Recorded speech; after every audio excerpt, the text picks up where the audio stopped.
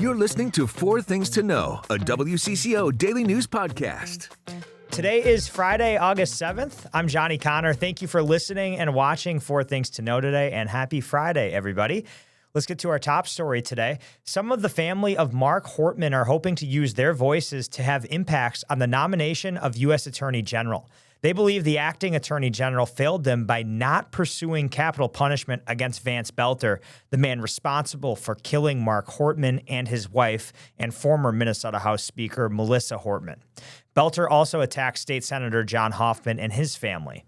June of last year is when Vance Boelter murdered Mark and Melissa Hortman, and Mark's father, brother, and sister all say they wanted to see Boelter executed for his crimes. Instead, the U.S. Attorney General's office approved a plea deal that will ensure Boelter spends the rest of his life in federal prison.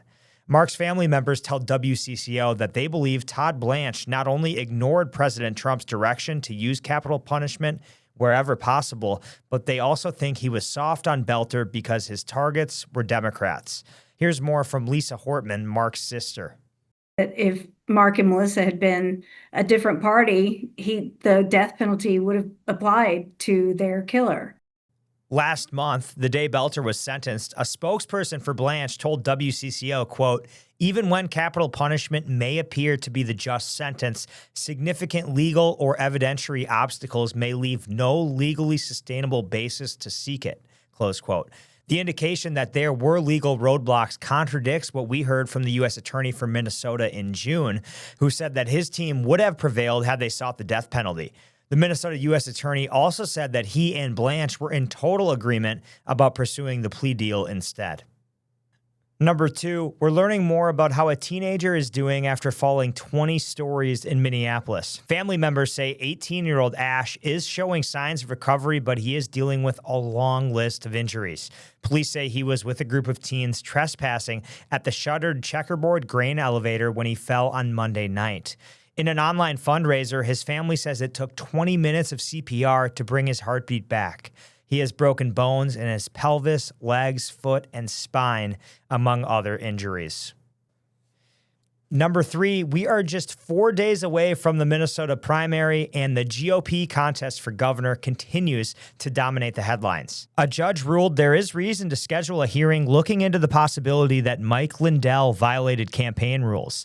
It's because Lindell's campaign gave away free pillows at local parades. Lindell calls the ruling, quote, a nonsensical distraction.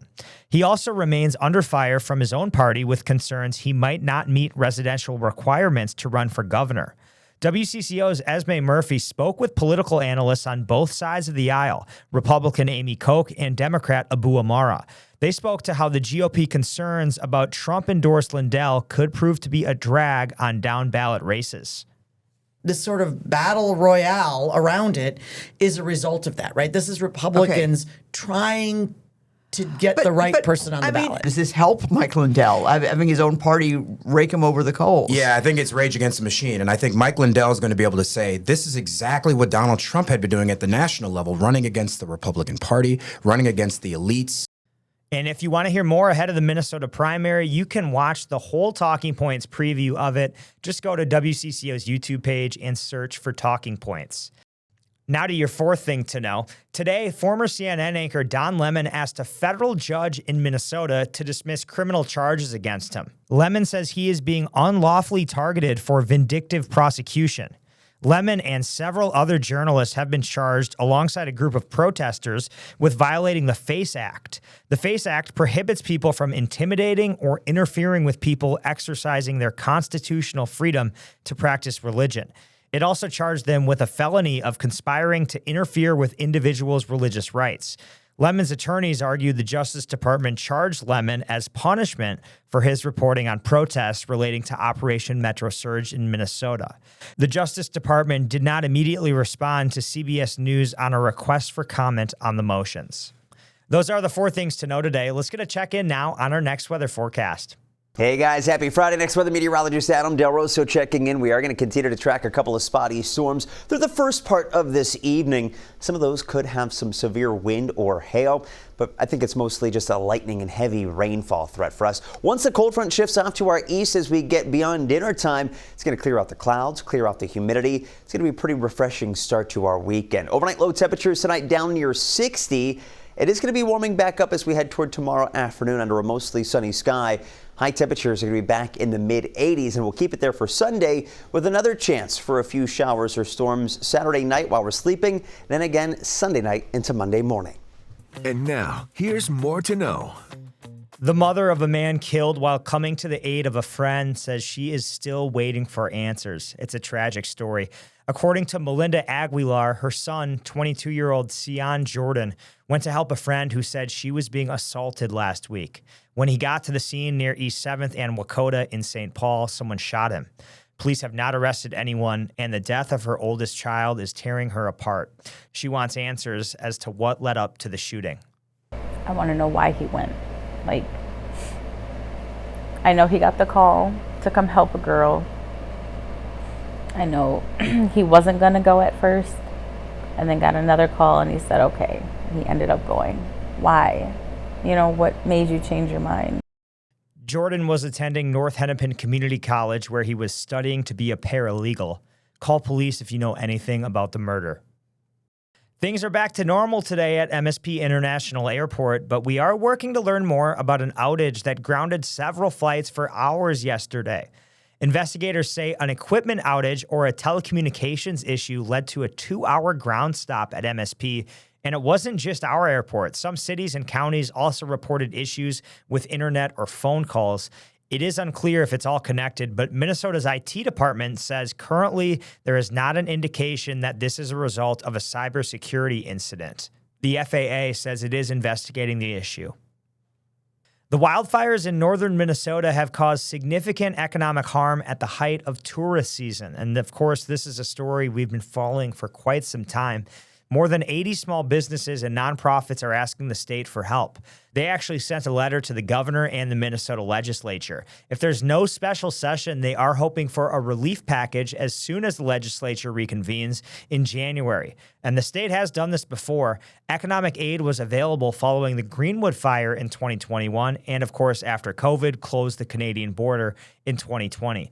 The businesses are asking for grants of up to $150,000 to be available in 4 counties: Cook, Lake, St. Louis, and Couchiching. And sticking with the weather for a second, low rain and high heat are really taking a toll on most of the state. It's not only up north. The latest drought map was just released yesterday. It is slightly better than last week. 1/3 of the state in north central and northeastern Minnesota is in severe drought. And low lake levels are also a problem right now. In some areas, the DNR says it could take years to get back to normal. The Uptown Art Fair is now closer to Uptown for the first time in 2 years. And this year, it's giving back to the community that started it all. John Lauritsen has more from Lake of the Isles, where the setup is well underway. He actually spoke with a couple of artists out there as well, Michael Cole and Marty Johnson. This is a change for artists that have been coming here for years, some even for decades. Now, in past years, the Uptown Art Fair has drawn 300,000 people over the course of a weekend, Friday through Sunday. Organizers feel this area may give artists and vendors a new look and more space. It's believed artists from 40 different states will be in attendance. Also, part of this event is to help with revitalization of Uptown. 50% of artist booth fees will be reinvested into the Uptown area. I think it's, help the community, and that whole thing is really part of that. And it's kind of why I like doing the show. It's always was a community show. We're hoping that people will come here and shop for the art and have some fun down where the food and the music is, and then maybe go up to Lake and Hennepin and look at some of the stores that are still there and have a cup of coffee and lunch. So that's kind of the idea behind this whole thing. And you can get coffee and lunch here as well. They have food trucks. They have a lot of family-friendly activities. Let's get to sports. The Twins finally got a win. Royce Lewis hit a solo home run last night, and they finally ended their losing streak. And Lewis actually extended his hit streak to a career-high 11 games. Now, the Twins head to Milwaukee tonight to begin a 3-game series. The Brewers, they have the best record in the league right now. 72 wins, only 43 losses. And another quick note on the Twins, they are reportedly calling up infield prospect Kalen Culpepper. That's what sources told MLB.com. Culpepper, he was Minnesota's first-round draft pick back in 2024. He's the Twins' number 2 overall ranked prospect and 29th overall in the MLB. Hopefully the Twins can get another win. The Lynx were upset at home last night by the Los Angeles Sparks. Maria and I were talking yesterday. It should have been an easy win, and it wasn't. And Coach Cheryl Reeve, she was pretty upset after the game, really mad at the defensive effort. And the Lynx, they were riding a 10-game winning streak. Las Vegas is in town tomorrow for a noon tip-off. It's time to take a breath with your Daily Bright Spot. This is so fun. I just had to do it for the Bright Spot today because I love Guinness. And if you're looking for something to do this weekend, the Twin Cities Irish Fest is getting started today. It's over at Harriet Island in St. Paul. And you can celebrate all things from Irish music and dance to family fun and, of course, food. And their website, actually, I just learned this. It says their festival is recognized as one of the largest, most authentic Irish festivals nationwide. Yum. I could go for a Guinness right now, some Irish food. I don't really know what Irish food is. I don't really want like a pot pie or anything like that. But yeah, a beer, maybe a pint. That's what they call them over there. Slange, that's how they say cheers. That might be fun if you're looking to get something on the docket this weekend. The weather is supposed to be nice, not as hot. So yeah, Harriet Island in St. Paul, the Irish Festival, if you're looking for something. Well, I'm Johnny Connor. This has been 4 Things to Know. We, of course, are here with the news you need every weekday afternoon by 3 o'clock. And be sure to join us for our live show coming up the first Friday of the fair, August 28th at 12:45. We hope you have a great weekend, everybody. We'll talk to you on Monday.